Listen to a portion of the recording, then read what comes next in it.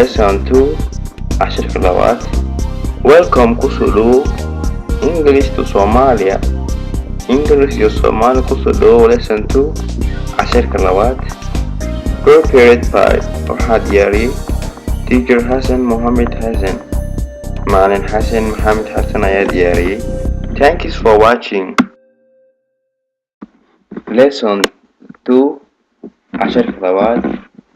Good afternoon. Galab wanaagsan. Good afternoon too. Galab wanaagsan sidoo kale. Have you ma leedahay a book ma leedahay and a pen iyo qalin? Yes ha.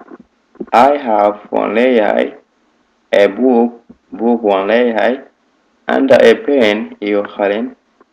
Where is your book? Aaway buugaaga? My buugayga is on the table. Miiska ayuu saaran yahay. Where is your pen? Where is your pen? Aaway qalinkaaga?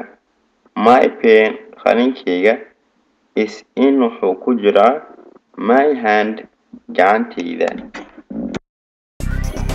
Fadlan haddaad jeceshahay videogan ha hilmaamin inaad ka bixiso subscribe inaad ka bixiso iyo comment inaad ka bixiso, follow inaad ka bixiso, like inaad saarto iyo inaad share gareyso siday u arkaan dadka oo aan weli arkin barnaamijkan. idinkana waa ku mahadsantihiin daawashada videogan. waxaan halkan kuugu soo diyaariyay teacher Hassan Mohammed Hassan oo halkan kasoo tawinaya codkiisa iyo walaalada uu soo saarayo.